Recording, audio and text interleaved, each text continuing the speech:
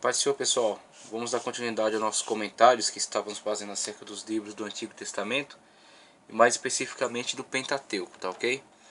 Então já falamos acerca de Gênesis, primeiramente a aula introdutória, né? Acerca dos livros do Pentateuco.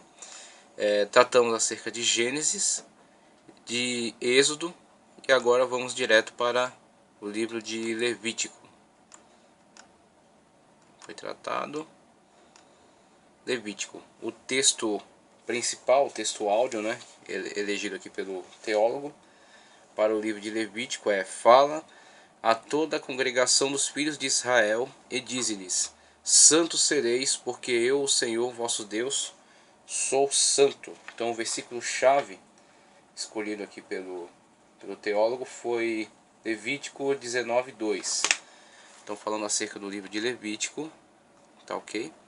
Primeiramente seu título, do grego, na tradução Septuaginta, aqueles que organizaram, os sábios que organizaram os livros que deram nomes a ele para a versão grega, preferiram associá-lo à tribo de Levi. Então essa é a suposição mais aceita, de que o nome Levítico é uma associação à tribo de Levi, na qual se desenvolveu, a qual foi focalizada por esse escrito, né? Essas leis que tratam muito mais da liturgia, que tratam das regras cerimoniais, tratam das regras de comportamento, de vida dos sacerdotes, de purificação, né? Então essas leis de Levítico estão muito mais associadas com este âmbito de vida, com este grupo dentro das tribos de Israel, esse grupo dedicado, consagrado à prática da fé, à prática da religião, né? À prática do culto.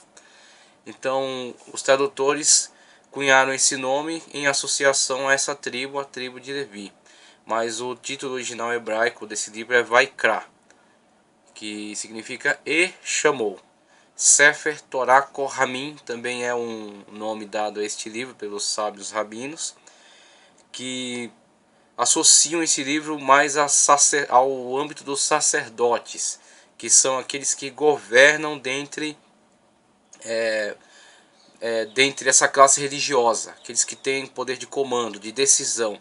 Então por isso que eles preferem dar a este nome, a esse livro, uma associação mais direta com os líderes dentre esta tribo sacerdotal. Sefer Torah Kohamim, livro de ensino ou de conhecimento, Kohamim, dos sacerdotes. Então eles dão mais essa associação, não à tribo num contexto geral, mas sim aos sacerdotes. Autoria de Moisés, de pelo menos 1450 a.C. Então vemos uma das teses cronológicas defendidas pela ortodoxia, é a saída em 1445. Com a saída, com o êxodo, né, da terra do Egito, da escravidão, tem o início da atividade literária com a composição de Gênesis, né, a aquisição de muito da oralidade, da tradição, alguns fragmentos de escrita e principalmente revelação divina para Moisés produzir esta extraordinária obra. Com Êxodo temos uma mais forte presença da tradição, principalmente tratando acerca do início da vida do próprio escritor da obra, né, de Moisés, depois a presença do povo no Egito como escravo, e a sua saída, né, com todos os eventos divinos relacionados ao milagre da libertação do povo e os pactos, as alianças firmadas entre Deus e o povo, bem como a revelação da lei, né, que será desenvolvida ao longo dos outros demais escritos, dentre eles Levítico, que desenvolve um setor específico técnico da lei relacionado ao tabernáculo, relacionado às práticas litúrgicas dentro de Israel. Escrito aí na primeira etapa da jornada, então o livro de Levítico. O período ele aborda as leis cerimoniais transmitidas nos últimos períodos de permanência junto ao Monte Sinai e para serem aplicadas com a construção do tabernáculo. Então, a parte do período histórico, o período coberto pelo livro, há fortes indícios de que o livro foi escrito nas últimas semanas de permanência, conforme a página 31 aqui.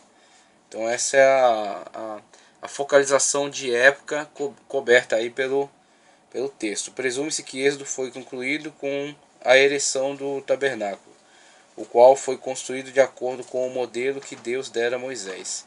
Com o tabernáculo pronto, Israel precisava saber como utilizá-lo. E agora, o que faremos, Moisés? Para que serve isso e como usaremos? A resposta a essas perguntas é encontrada no livro de Levítico, pois nele Moisés registrou as instruções do culto e do uso do tabernáculo durante 50 dias entre a inauguração do tabernáculo em Êxodo 40 a 17.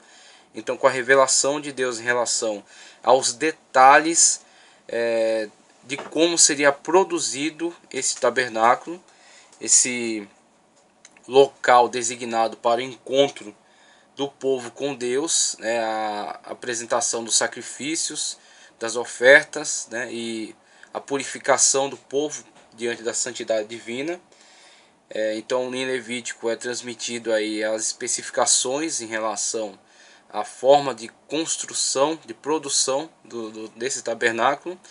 E em Levítico é dado, vamos dizer, o manual de instrução, né, falando de uma forma bastante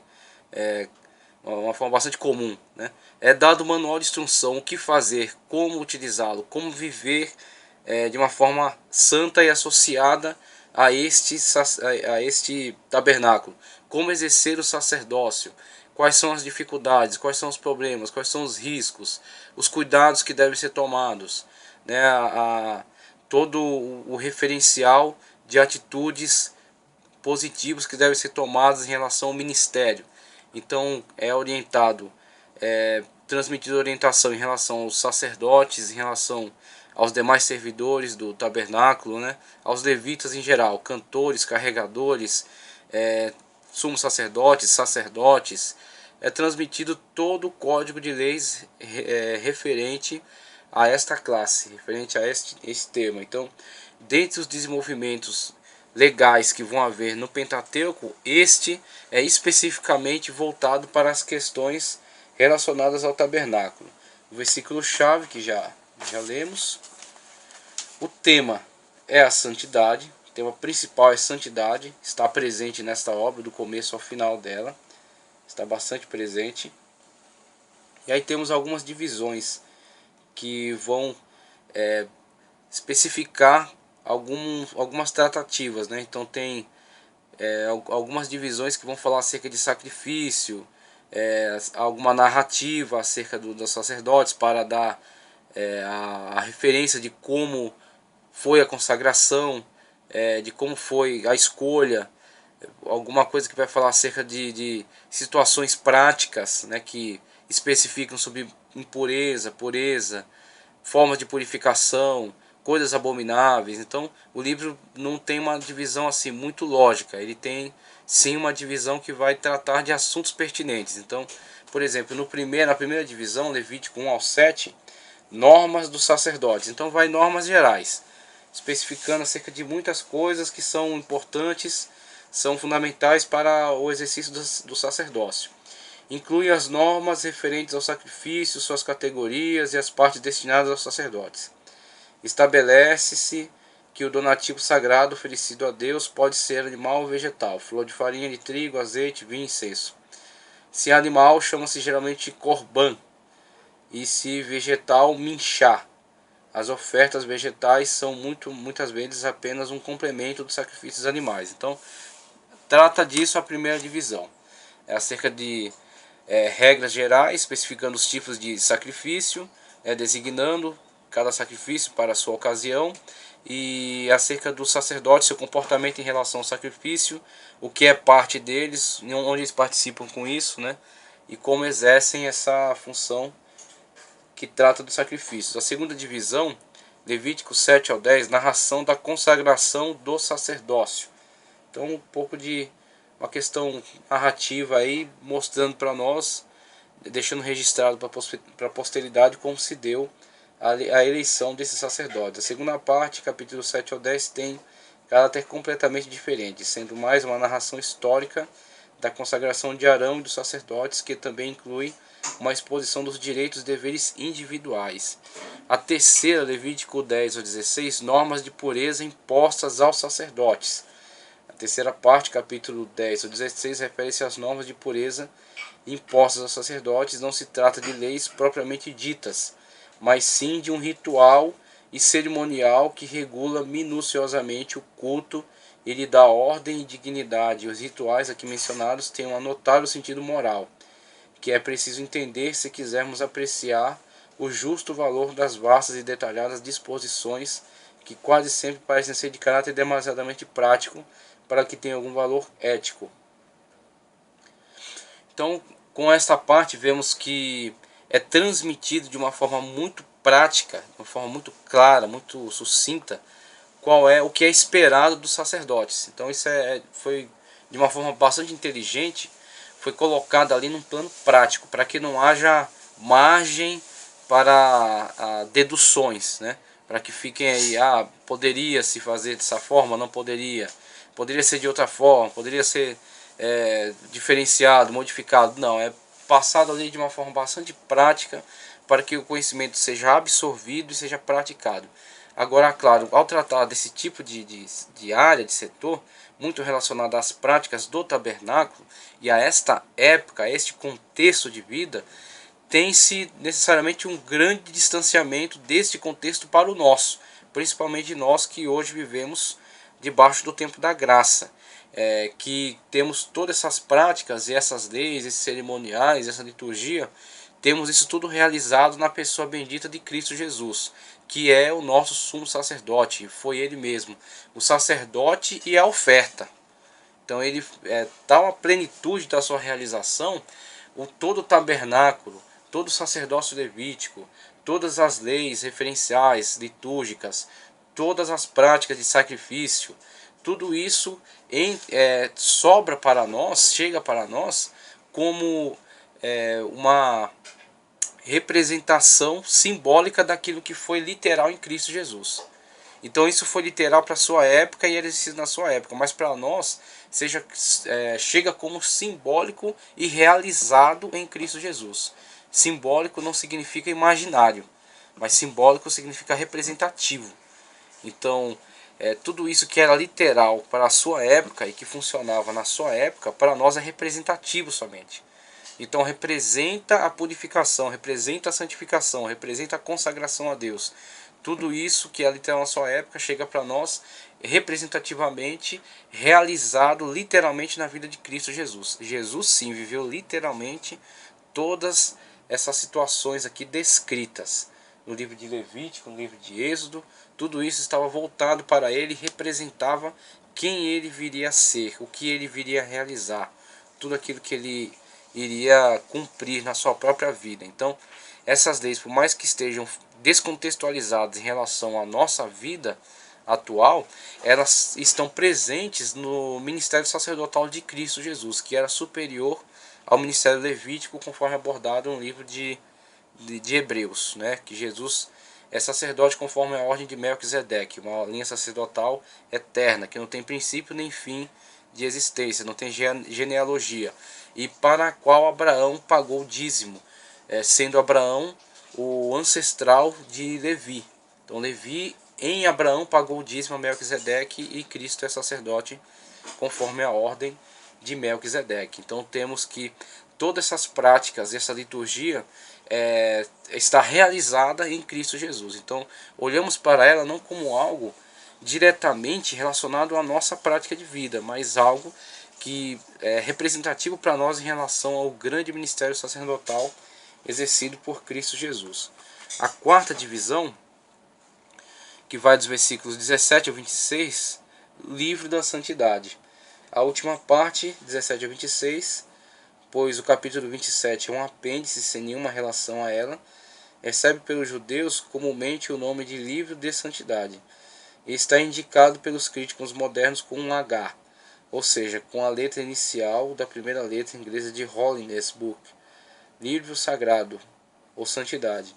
Essa denominação se origina do fato de que na base de todas as disposições incluídas nesta parte do livro está a santidade de Deus e a consequente santidade dos sacerdotes e do povo. Santos sereis, pois eu, o Senhor, o Eterno, vosso Deus. Santos sereis, pois santo sou eu, o Eterno, vosso Deus. Desses capítulos se depreende não somente a santidade dos sacerdotes, mas também de todo o povo, que em sua elevação a Deus trata de santificar sua vida para aproximar-se da imagem do Eterno, que todo homem encerra em sua alma. Muito bem, então esse livro traz esse propósito, encerra esse propósito nobre, que é a santificação plena dos ministros intimamente ligados com o sacrifício, bem como a santificação também do povo, para que venha cumprir, realizar em sua vida o total objetivo da aliança firmada no Monte Sinai, de ser um povo plenamente consagrado a Deus, né? Um povo plenamente devotado ao culto e adoração do Senhor, do Deus Todo-Poderoso, né? Que os libertou do cativeiro e os elegeu para si, para ser um povo exclusivo. A forma literária, quanto à forma literária desse livro, não há muito o que se dizer. É um conjunto de leis em que o legislador busca somente expressar-se com exatidão. Esse é o propósito dele, não poderia ser outro, né? Um livro voltado para esta questão. Expressar-se com clareza, sem preocupações estéticas. Está claro que o Levítico tem também sua importância do ponto de vista linguístico, apesar de não encontrarmos nele a emoção e a vivacidade, a beleza, que frequentemente notamos nos dois primeiros livros do Pentateuco, Gênesis e Êxodo. Então não se espera isso de Levítico, porque esse não é o propósito deste livro. O propósito desse livro é ser claro, ser exato, é passar com exatidão as leis, porque está tratando de algo muito sério e muito importante. O livro de Gênesis e Êxodo também estavam tratando, mas de uma outra abordagem, com uma coisa uma abordagem mais aberta, né?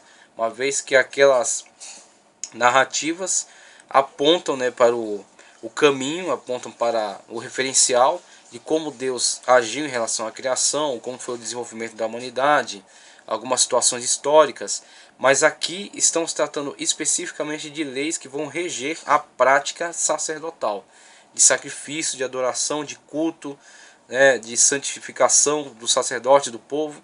Então aqui é um manual técnico que tem que ser específico nas suas práticas, não pode haver erro. Então, por exemplo, aqui você vai encontrar especificações do sacrifício, do incenso, das datas comemorativas, da prática da vida do sacerdote, da santificação do povo.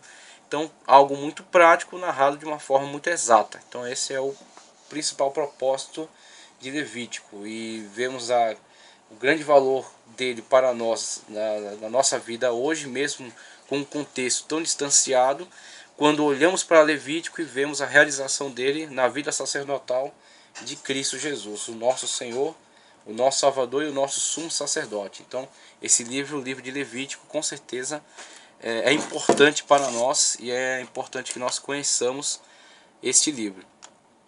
Agora, tratando acerca do livro de Números, o texto escolhido foi: estas são as jornadas dos filhos de Israel, que saíram da terra do Egito, segundo seus exércitos, sob a direção de Moisés e Arão.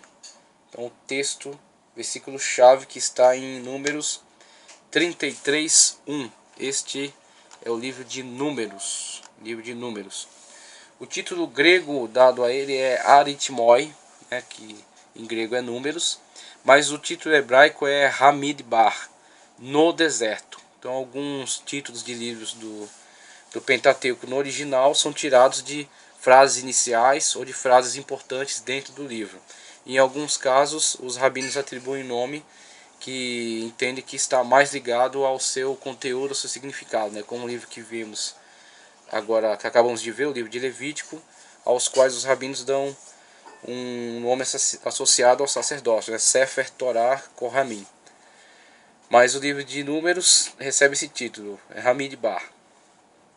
A autoria de Moisés, pelo menos em 1406 a.C., é um livro do terceiro período, né? Um livro tratando de Gênesis primeiro, o princípio de todas as coisas, até o patriarca José, com a entrada do povo de Israel no Egito. Êxodo, a saída do Egito até o Sinai. Levítico, a situação no Sinai após a construção do tabernáculo, né? As regras especificando a prática do uso do tabernáculo e o comportamento dos sacerdotes. E Números tratando agora das peregrinações, desde a saída do Sinai até se encontrarem nas fronteiras de Canaã, antes da entrada na terra ainda, né? Quando eles, nesse período, passam por todo aquele extenso momento de peregrinações, onde vão acontecer mudanças muito importantes na vida do povo de Israel, e vai acontecer principalmente o crescimento do povo, a modificação de seus hábitos, muito sofrimento, mas milagres também, e a tratativa de Deus em relação a eles, para fazer deles de fato o povo da aliança, o povo escolhido. Então vemos em números o desenvolvimento da nacionalidade do povo de Israel, quando o povo de Israel vai se condensar num povo homogêneo, o que eram diversas tribos que saíram do Egito na condição de escravos, agora vão ser lapidados, vão ser moldados como um povo, que ainda vai ter seu processo evolutivo na entrada em Canaã, quando cada um vai pegar a sua terra, conforme a divisão feita já aqui no Pentateuco, por Moisés, né, por revelação divina. Não vão ainda se organizar como uma nação completamente unificada, mas simplesmente como tribos, um agrupamento de pessoas individuais que se unem quando tem uma causa em comum, e principalmente tem um fator de união que é a adoração a Javé, mas vão encontrar sua plena unificação no período da monarquia já, né, com Saul, Davi e principalmente Salomão. Mas nesse momento histórico vemos o desenvolvimento já da nacionalidade de Israel, características dele como um povo, através dessa grande peregrinação, esse sofrimento e essas experiências que estão sendo vivenciadas aqui no deserto. Então, a autoria de Moisés, 1406 pelo menos antes de Cristo, já nas próximas fronteiras de Canaã, o período desde a saída do Monte Sinai até as fronteiras de Canaã, durante os 39 anos de peregrinação. O tempo coberto pelo livro vai de 1445, né, abordando um pouco aí da questão da saída, né, pós-saída, até 1406 a.C., quando eles, após muitas peregrinações, chegam até as fronteiras de Canaã, são impedidos de entrar, porque Deus ainda tinha que tratar com eles, ainda tinha algo a fazer em relação a eles, e eles passam então esse longo período de peregrinações até entrarem à terra sob o comando de Josué. O tema: as dificuldades enfrentadas e os milagres vivenciados durante os 39 anos de peregrinação de Israel, bem como os censos. Muito importante quando eles começam a falar acerca dos censos que são realizados no meio do povo e que mostram aí o desenvolvimento, o crescimento, né, o povo aumentando de volume e tornando-se uma grande massa agora que iria dominar Canaã com a entrada lá na terra. Período histórico, versículo-chave, tema principal, divisão do conteúdo. O livro pode ser dividido em 3 partes. A primeira vai do capítulo 1 ao 10 e 10, onde narra os últimos acontecimentos ao pé do Monte Sinai.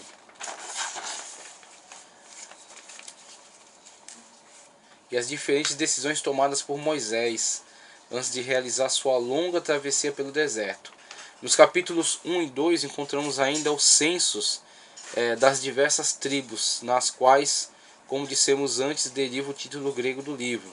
No capítulo 3 trata da consagração dos levitas ao serviço do tabernáculo. Então, aquilo que foi tratado em Levi, de certa forma, é contextualizado também aqui no livro de Números.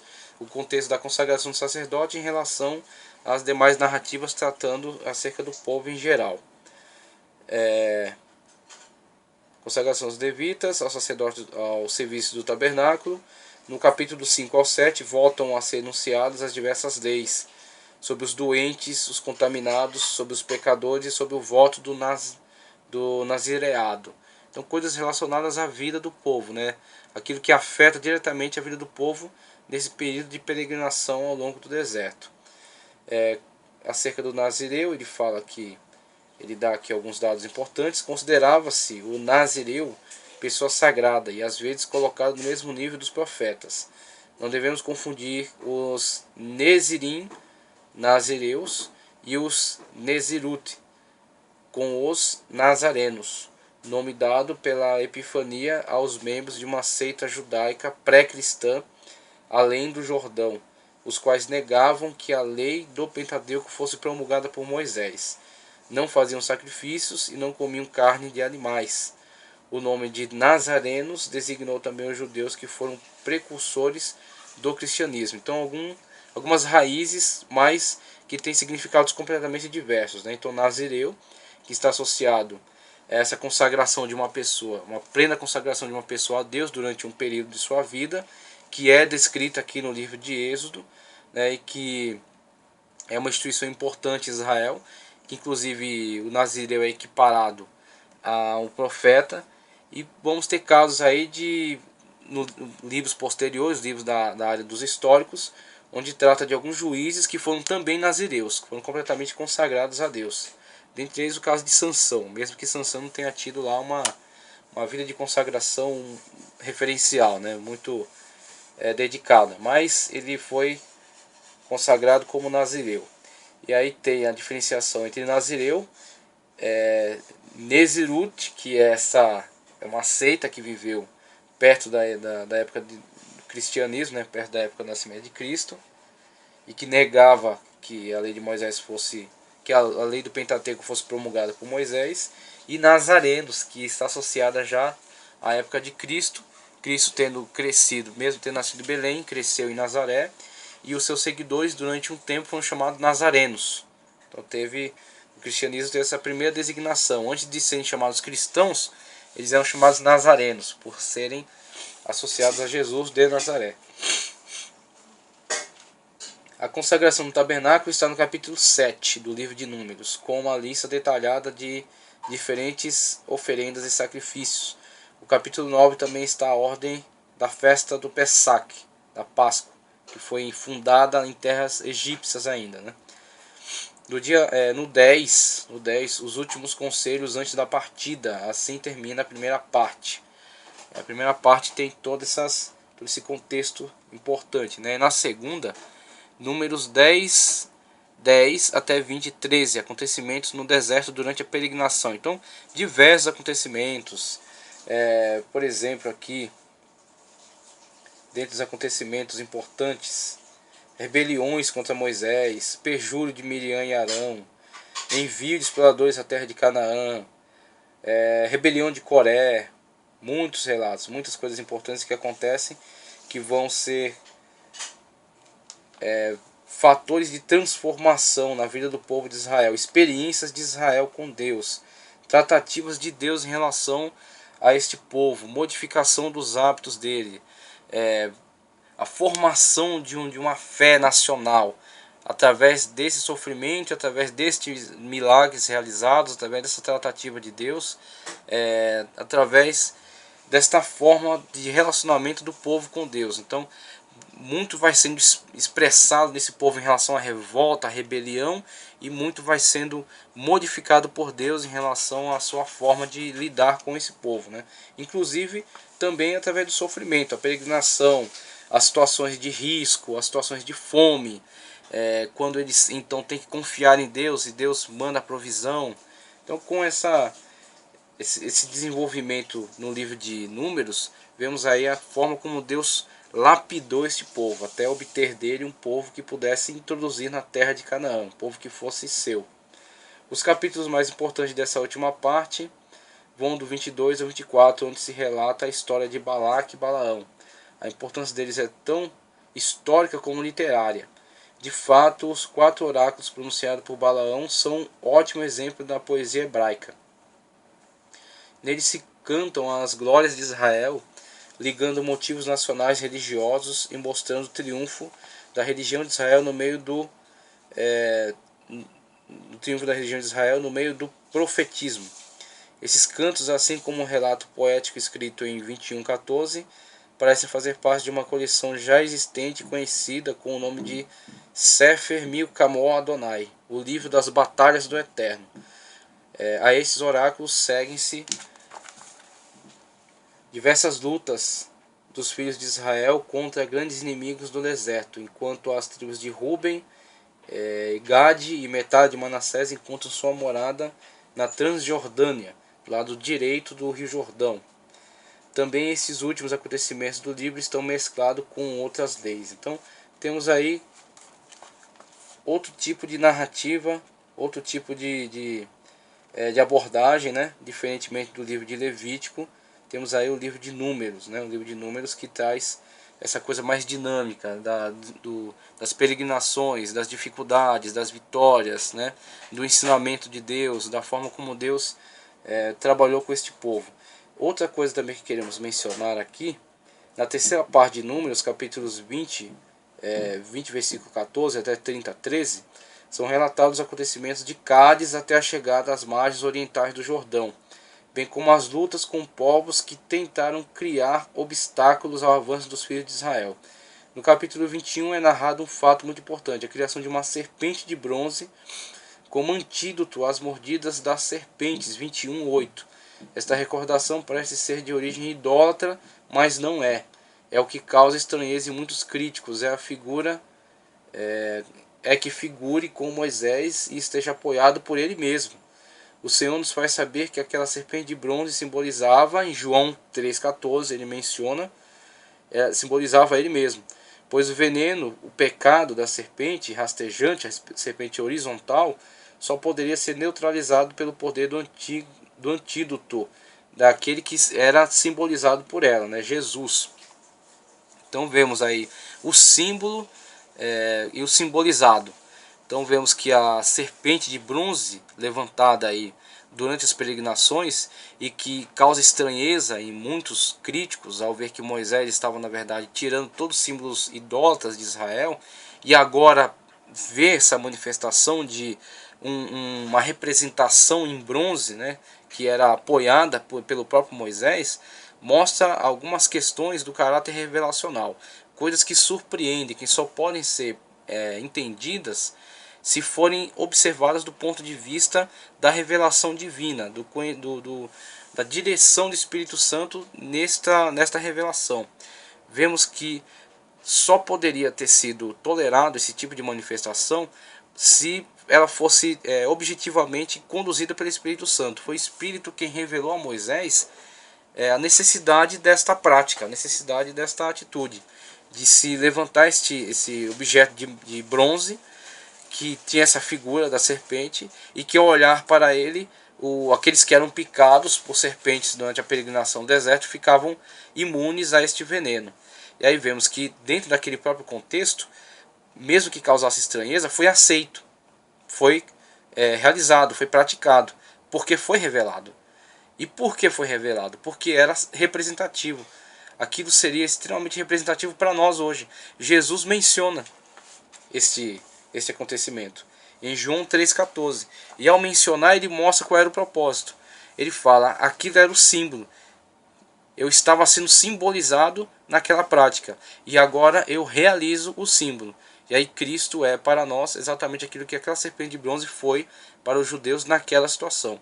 Eles eram picados pelo veneno e eram imunizados ao veneno ao observar aquela serpente de bronze.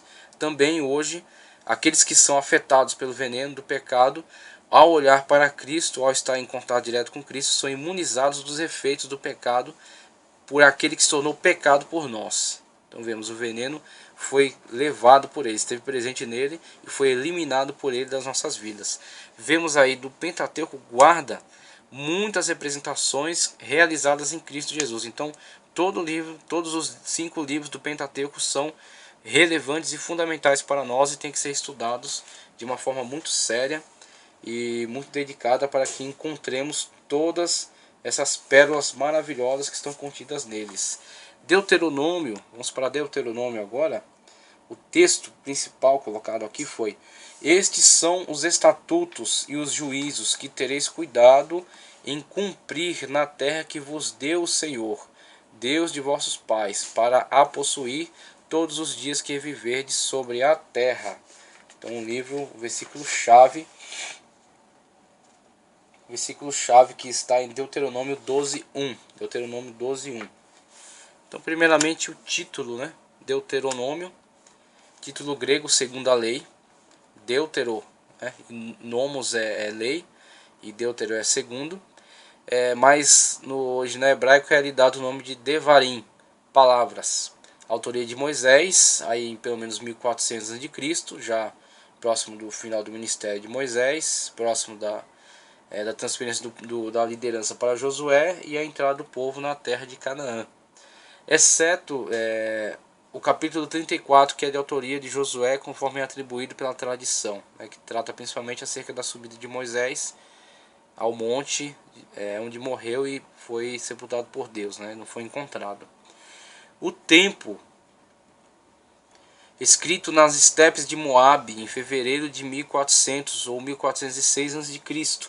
e aborda a recordação da lei e discursos acerca do cumprimento dela ao entrar na terra de Canaã. Então aqui Moisés faz a releitura, a confirmação de tudo aquilo que já foi determinado, a lei que foi entregue por Deus no Monte Sinai, que foi concordada pelo povo, a aliança que foi estabelecida entre Deus e o povo, as leis cerimoniais de Levítico, as demais leis que foram acrescentadas em Números, que foram relatadas, e aqui em Deuteronômio uma finalização desse desenvolvimento das leis fundamentais do Sinai, o desenvolvimento delas em Números e agora em Deuteronômio, bem como a reconfirmação de toda esta lei através dos discursos de Moisés, e principalmente a postura de Moisés em apresentar ao povo os dois caminhos, os dois caminhos, não há uma terceira via, obedecer ao Senhor ou não obedecer ao Senhor, as bênçãos decorrentes da obediência e as maldições decorrentes da desobediência. Então, com este livro temos a proposta de obediência ou desobediência, que será uma constante na vida de Israel. Israel sempre vai estar diante dessas escolhas, e isso é muito colocado em grande evidência aqui no livro de Deuteronômio. O tema, obediência, levar os israelitas a cumprir o pacto da lei. Então, a última tentativa de Moisés em bater ali o prego, firmar de uma vez por todas a fé do povo em Jeová, que trouxe a libertação, trouxe os livramentos, tratou com esse povo ao longo do deserto, lapidou esse povo, trabalhou com ele, e mostrou a sua presença, mostrou o seu poder, mostrou a sua autoridade, e agora exige do povo esta postura, para que o povo possa então participar das suas promessas e ser um povo da aliança, ser o povo que ia dominar a terra de Canaã. A grande promessa que foi feita desde a época do patriarca Abraão e que agora encontra na iminência da realização. Agora, para a realização, era fundamental, era indispensável uma atitude do povo em relação à promessa, a atitude de obediência. A principal palavra, o principal conceito desse livro: obedecer ao Senhor para receber a bênção, a promessa. Se obedecer, a bênção; se não obedecer, a maldição e a destruição. Então, o conteúdo de Deuteronômio, o primeiro trecho que podemos elencar aí dos diversos discursos, do capítulo 4, 43, discurso sobre as jornadas desde Horebe até o Jordão. Então, a rememoração de todo esse histórico, aí de peregrinações, página 35. A rememoração de todos esses fatos, e todas essas realizações de Deus em relação ao povo, bem como as rebeliões do povo, a punição de Deus, a bênção de Deus, o livramento de Deus, a provisão dada por Deus ao povo. Então, a rememoração de todo esse histórico aí que foi vivenciado também por Moisés. A segunda parte de Deuteronômio 4, 44 a 26, reafirmação das leis e promulgação de outras. Então temos aí o fechamento de todo o conjunto de leis que é promulgado no Pentateuco, desde do início da revelação a base legislativa, com os 10 mandamentos no Monte Sinai, gravado nas duas pedras, colocado dentro da arca, então toda a base legislativa, da qual teremos o desenvolvimento dentro do livro de Êxodo, no livro de Números, e o fechamento no livro de Deuteronômio, com a promulgação das últimas leis e a rememoração de todo o pacto da aliança. Promulgação de outras leis. Terceira divisão, Deuteronômio 27 ao 30. Terceiro discurso, rememoração das leis e renovação do pacto, e relatos históricos, bem como maldições e bênçãos. Quarta parte, Deuteronômio 31 ao 34. Últimos atos de Moisés, eleição de Josué, últimas bênçãos e relato acerca da sua morte e desaparecimento. Então assim fechamos o livro de Deuteronômio com essas importantes informações, né? Acerca da promulgação das últimas leis, a rememoração das leis e o pacto da aliança sendo renovado com Israel, para então a autoridade ser transmitida a Josué, que iria conduzir o povo para a terra. Na página 36, temos aqui uma informação importante. Período histórico coberto pelo livro. Com base no primeiro capítulo e no terceiro versículo deste livro, muitos teólogos entendem que Moisés o redigiu nas estepes de Moabe durante os últimos 2 meses de vida, possivelmente em fevereiro de 1406. Já havia se passado cerca de quase 40 anos de peregrinação e sofrimento pelo deserto. Aquela geração má e incrédula que havia sido liberta da escravidão do Egito e visto Deus fazer grandes maravilhas já estava morta, como Deus havia mesmo falado, né, como Deus havia pronunciado, que aquela geração não entraria, mas sim os seus filhos. Então isso se cumpre aí no livro de Êxodo. Agora Moisés, na terra de Moabe, nas fronteiras de Canaã, com exceção de Josué e Caleb, que foram fiéis aí na fé, foram fiéis e creram na promessa de Deus. Nas fronteiras de Canaã, já bastante cansado e exausto, vencido pelos muitos anos, vê a necessidade de escrever esta obra lapidar, para ficar como um grande legado para a nova geração de hebreus, posteriormente toda a posteridade israelita, e inclusive em Deuteronômio já se antevê a futura necessidade da monarquia, que inclusive é um dos pontos questionáveis pela alta crítica textual, onde eles atribuem que a autoria desse livro é muito tardia, devido à presença lá desse texto que está voltado para o período da monarquia. Só que o que acontece? Por que a alta crítica textual olha dessa forma e critica dessa forma? Porque a composição dos seus comentários está completamente divorciado da crença da revelação. Então, por eles não crerem na revelação divina, sempre tendem a esta visão negativa em relação àquilo que é relatado nos escritos. Então, por que Moisés pôde, na sua época, falar algo acerca da monarquia? Porque Moisés tinha o Espírito de Deus e este revelava a ele a futura necessidade que haveria em Israel da monarquia, e que ele já deveria deixar ali algum subsídio instrutivo, né, direcionador desta nova classe que iria surgir em Israel no futuro. Então é em Deuteronômio que Moisés determina que futuramente, quando houver um monarca, quando houver necessidade de ele teria que ter na sua cabeceira o livro de Deuteronômio, uma cópia do livro de Deuteronômio para a sua consulta pessoal. O livro de Deuteronômio estaria diretamente associado à prática do monarca dentro de Israel, que era na verdade um vassalo de Jeová, porque o rei de fato de Israel é Jeová, é Deus. E o monarca humano é na verdade um vassalo seu, que tem que agir debaixo da sua orientação, e por isso mesmo foi já determinado por Moisés anteriormente aqui no livro de Deuteronômio, porque nós cremos que saiu da caneta de Moisés este livro, mas por revelação divina foi já determinado nesse livro que o monarca deveria ter uma cópia do livro de Deuteronômio para sua consulta pessoal.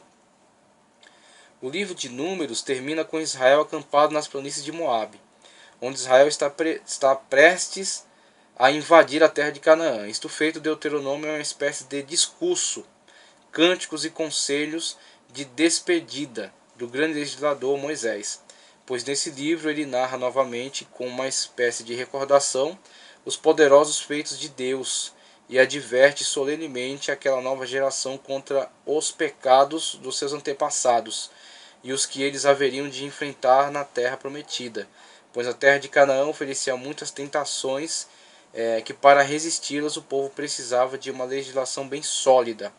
O que podemos deduzir é que Moisés queria uma garantia que aquele povo, por quem ele tanto sofreu, inclusive por quem ele arriscou até a sua própria salvação, porque em um momento Deus trouxe a Moisés, né, falou com Moisés, por causa do relacionamento que Deus tinha com Moisés.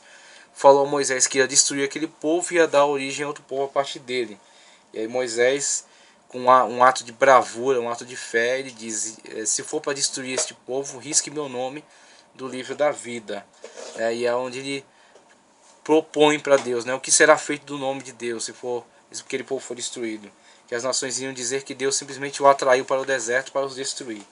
Então Moisés trata com Deus dessa forma por causa do relacionamento de intimidade e de submissão que ele tem a Deus, porque ele não está impondo alguma coisa a Deus, mas ele está discutindo com Deus, conversando com Deus como um amigo, né, como um filho, né, como um servo íntimo, não simplesmente como alguém qualquer que não tem comunhão, que não tem aproximação com Deus. Então por isso que Moisés tinha essa oportunidade. Então encontramos isso aí muito relevante, muito importante nesses conteúdos. O que o povo precisava, vamos ver aqui o final dessa leitura. Deus adverte solenemente aquela nova geração contra os pecados dos seus antepassados e os que eles haveriam de enfrentar na terra prometida, pois a terra de Canaã oferecia muitas tentações, que para resisti-las o povo precisava de uma legislação bem sólida. O que podemos deduzir é que Moisés queria uma garantia que aquele povo por quem ele tanto sofreu não iria ser desviado dos caminhos do Senhor após a sua morte que se aproximava. Então, como Moisés lutou, né, como Moisés batalhou por esse povo. Na página 37, encerrando já aqui a nossa fala acerca do livro de Deuteronômio, temos aqui o tema principal do livro, obediência. Tudo que Moisés queria era ter certeza que com sua partida o povo ficaria bem com o Senhor, sem se desviar nem para a direita nem para a esquerda. 4:40 e 5:32. E para tanto, nas fronteiras de Canaã, Moisés fez uma retrospectiva de toda a história do povo no deserto, sob um apelo à nova etapa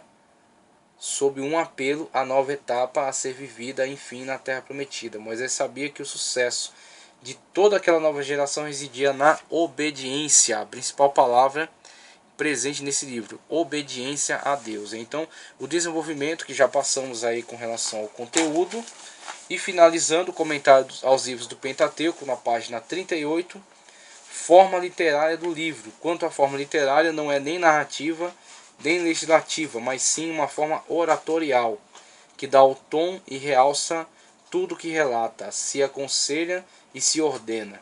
Nas últimas páginas dedicadas à morte de Moisés, o estilo é comovedor e poético, chega à sua emoção máxima com o cântico mesmo na saudação que este gênio do povo de Israel apresenta à terra tão ardentemente e na qual não pôde entrar, pois é um homem e como os demais homens está sujeito a pecados e castigos. E no final, que o último parágrafo diz: posso dizer ainda que os finais do Deuteronômio são perfeitamente proféticos, pois a sua predição e seu fim foram deste modo: Israel deve ser um povo santo e que nele reine a vontade de Deus, e essa santidade deve basear-se no culto, na justiça, na verdadeira adoração do eterno Deus e na igualdade frente aos homens. Está aí